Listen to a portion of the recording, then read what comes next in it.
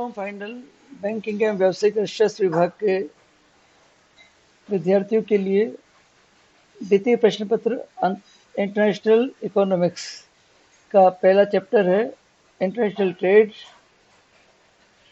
उस चैप्टर में से पहला भाग जो है international trade meaning and nature, उस पर आज हम डिस्कस करेंगे। अंतर्राष्ट्रीय व्यापार क्या होता है, उसका अर्थ क्या है, उसकी प्रकृति कैसी है, अंतर क्षेत्रीय व्यापार एवं अंतर्राष्ट्रीय व्यापार में क्या समानता है, क्यों इंटरनेशनल ट्रेड की पृथक आवश्यकता होती है, इसी पर आज का हमारा फोकस रहेगा। आइए सबसे पहले जानने की कोशिश करते हैं अंतर्राष्ट्रीय व्यापार किसे कहते हैं। व्यापार का अर्थ होता है किसी दो या दो लाभ के उद्देश्य से दो या दो से अधिक वस्तुओं का क्रय विक्रय व्यापार कहलाता है।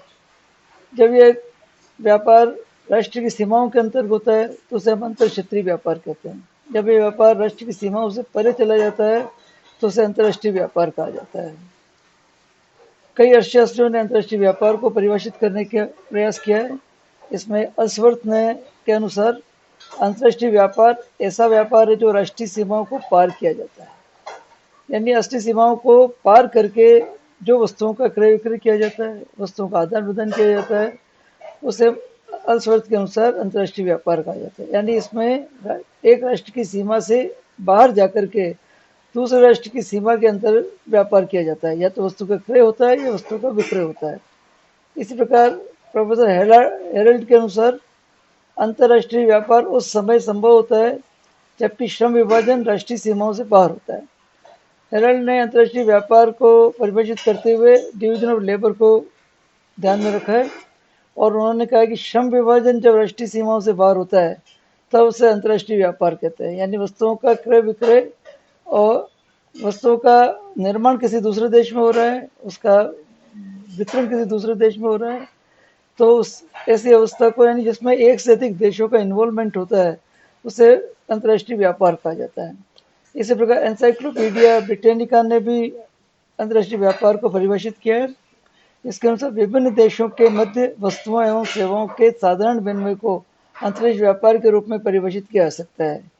यानी इंटरनेशनल एनसाइक्लोपीडिया ब्रिटेनिका के अनुसार विभिन्न देशों के बीच में आपस में जो वस्तुओं और सेवाओं का एक्सचेंज होता है, विनिमय होता है, अदल बदल होती है, उसे इंटरनेशनल ट्रेड कहा जा सकता है। यानी दो या दो से अधिक देश जब वस्तुओं और सेवाओं का अदल बदल करते हैं तो उसे हम अंतर्राष्ट्रीय व्यापार की श्रेणी में रख सकते हैं।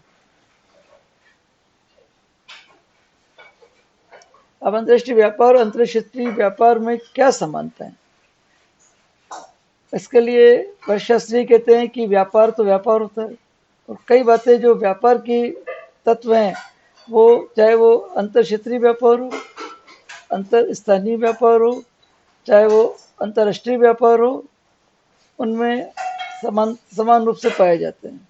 जैसे purchase and sale of goods and services, चाहे वो किसी भी श्रेणी का व्यापार हो, स्थानीय व्यापार हो, चाहे अंतर क्षेत्रीय व्यापार हो, चाहे अंतर्राष्ट्रीय व्यापार हो, वस्तुओं का क्रय एवं विक्रय होना है और सेवाओं का क्रय और विक्रय होना है। यानी वस्तुओं और सेवाओं का क्रय विक्रय जब होता है तो हम उसे व्यापार कहते हैं। जब राष्ट्रीय स्तर के अंतर्गत सीमाओं के अंदर होता है तो राष्ट्रीय व्यापार हो जाता है, जब अंतर्राष्ट्रीय सीमाओं के अंतर्गत होता है तो अंतर्राष्ट्रीय व्यापार होता है। इन दोनों में समानता है। हर व्यापार में दो या दो से अधिक पार्टीज होना जरूरी है, पक्षकार होना जरूरी है। अंतर्राष्ट्रीय व्यापार में भी दो या दो से अधिक पक्षकार होते हैं जो अलग अलग देशों के हो सकते हैं, और अंतर क्षेत्रीय व्यापार में दो या दो से अधिक पक्षकार होते हैं जो एक ही देश के अंतर्गत होते हैं। अतः दो या दो से अधिक पक्षकार होना भी एक समानता है अंतर्राष्ट्रीय व्यापार में और अंतर क्षेत्रीय व्यापार में। क्रियाओं में समानता रहती है, व्यापारिक क्रियाएं बिल्कुल समान रहती है। वस्तुओं का क्रय होगा, विक्रय होगा, सेवाओं का आदान प्रदान होगा, मुद्रा का एक्सचेंज होगा, माल का लदान होगा, माल का बीमा होगा, माल का ट्रांसपोर्ट होगा। यानी जो भी कॉमर्शियल सर्विसेज हैं वो सब, चाहे अंतर्राष्ट्रीय व्यापार हो तो भी वही सर्विसेज होती हैं, चाहे वो राष्ट्रीय सेवाएं हो तो भी वही सर्विसेज होती है। अंतर क्षेत्रीय व्यापार हो चाहे अंतर्राष्ट्रीय व्यापार हो, दूरी जो है वो ज़्यादा महत्व नहीं रखती है। अंतर्राष्ट्रीय व्यापार में भी काफ़ी दूरी हो सकती है और अंतर्राष्ट्रीय अंतर क्षेत्रीय व्यापार में भी काफ़ी दूरी हो सकती है। नहीं, दो से अधिक देशों के बीच में जब व्यापार होता है तो अंतर्राष्ट्रीय व्यापार कहलाता है। दो या दो से अधिक राज्यों या क्षेत्रों के बीच में जब व्यापार होता है तो उसे अंतर क्षेत्रीय व्यापार कहते हैं। अंतर्राष्ट्रीय व्यापार में भी काफ़ी दूरी हो सकती है और अंतर्राष्ट्रीय व्यापार में भी कम दूरी हो सकती है। तो दूरी या डिस्टेंस का की इम्पोर्टेंस दोनों में नहीं है, दोनों में पक्षकार होना जरूरी है, खरीदार क्रेता और विक्रेता होना जरूरी है और उनमें आपस में विनिमय होना जरूरी है। दोनों व्यापार में तुलनात्मक लागत का सिद्धांत लागू होता है। जहाँ वस्तु कम लागत में बनती है वह तैयार की जाती है और अधिक उच्च कीमत पर बेची जाती है। चाहे वो अंतर क्षेत्रीय व्यापार हो तो भी इसमें कंपैरेटिव कॉस्ट थ्योरी लागू होती है, चाहे इंटरनेशनल ट्रेड हो उसमें भी कंपैरेटिव कॉस्ट थ्योरी लागू होती है।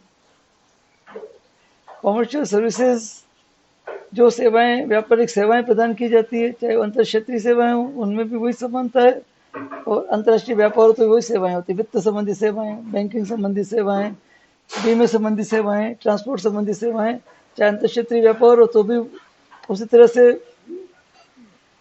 लागू होती है और अंतर्राष्ट्रीय व्यापार हो तो भी उसमें वही सीमाएं लागू होती है।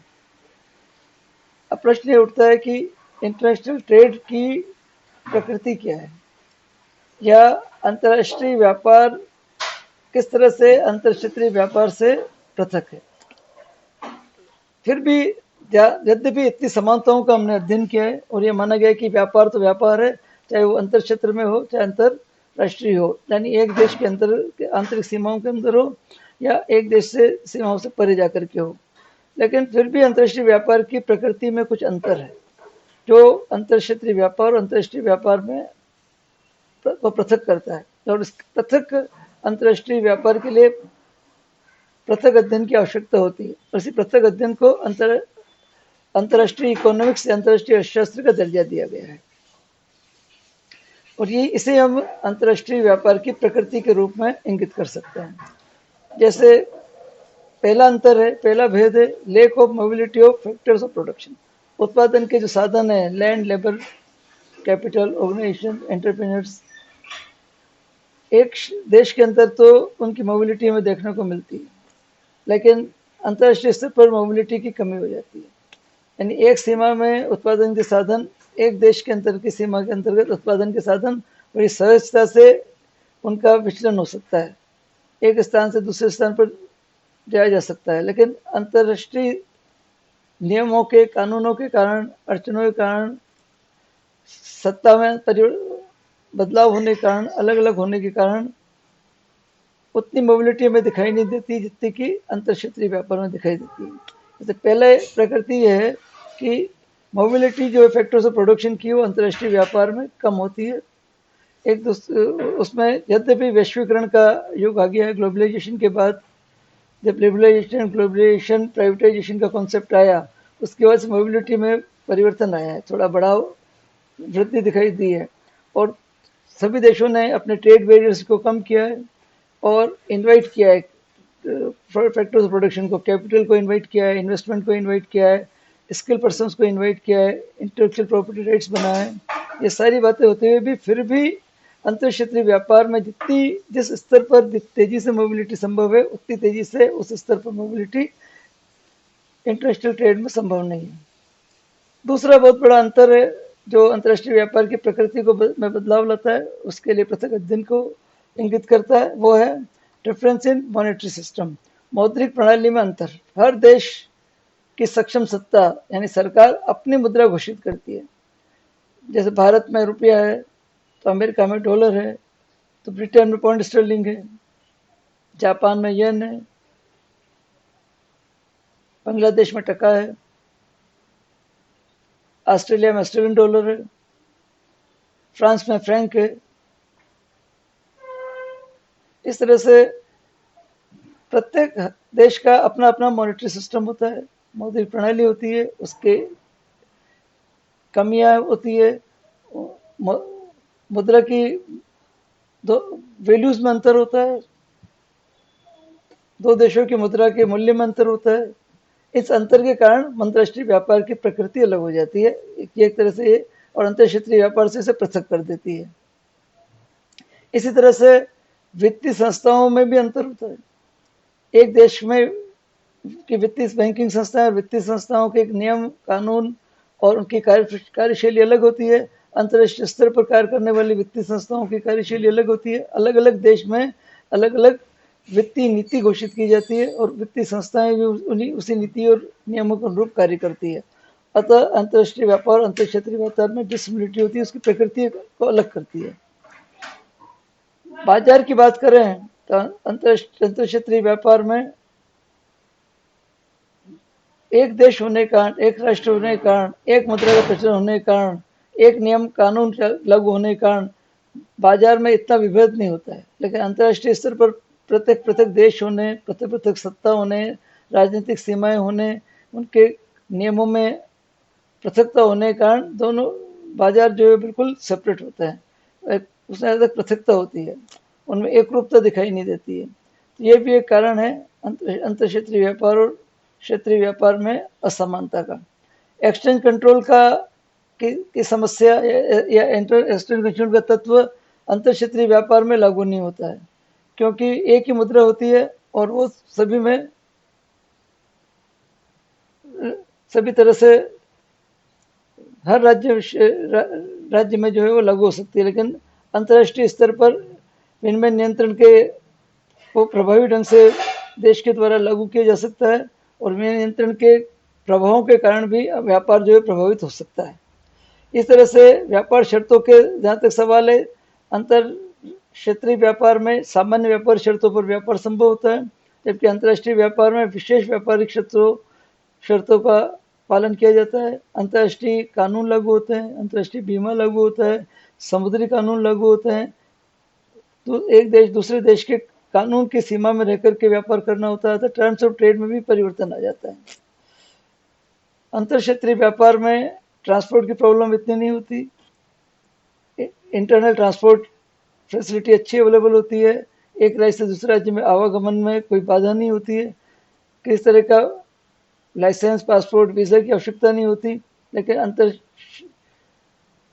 व्यापार में ट्रांसपोर्ट की प्रॉब्लम होती है, उसमें एक स्थान से दूसरे स्थान पर माल भेजने के लिए अंतर्राष्ट्रीय कानून का पालन करना होता है। दूसरे देश, जिस देश में वस्तु भेजी जा रही है या जिस देश से वस्तु मंगाई जा रही है, उस देश के कानूनों का पालन करना होता है। अतः एक से अधिक कानून का पालन करना होता है, इसीलिए अंतर्राष्ट्रीय व्यापार की प्रकृति कुछ अलग हो जाती है। अंतर क्षेत्रीय व्यापार में एक सरकार सक्षम सत्ता या सरकार द्वारा आर्थिक नीतियां घोषित की जाती है, जबकि अंतर्राष्ट्रीय व्यापार में अलग अलग देश समाहित होते हैं, सम्मिलित होते हैं, अतः अलग अलग आर्थिक नीतियां उसमें जुड़ी होती है। अतः different economic policies international trade में वर्क करती है, जबकि इंटरनेशनल ट्रेड में एक इकोनॉमिक पॉलिसी जो एक सक्षम सत्ता द्वारा घोषित की गई आर्थिक नीतियां ही लागू होती है। एक और विशेष बात है जो अंतर्राष्ट्रीय व्यापार की प्रकृति को अलग करती है कि दुनिया बहुत बड़ी है और हर देश में उसके सोशल कस्टम्स है, उसकी संस्कृति है, उसके सामाजिक रीति रिवाज है। यद्यपि अंतर क्षेत्रीय व्यापार में भी सोशल कस्टम्स में थोड़ा अंतर देखने को मिलता है, लेकिन फिर भी अंतर होते हुए भी एकता दिखाई देती है, कहीं कहीं कहीं की सिमिलरिटी मिलती है। लेकिन अंतर्राष्ट्रीय व्यापार में एक देश से दूसरे देश की सभ्यता में, संस्कृति में, सामाजिक रीति रिवाजों में बहुत ज़्यादा अंतर होता है, बहुत विरोधाभास होता है, अतः उसकी प्रकृति को अलग करता है।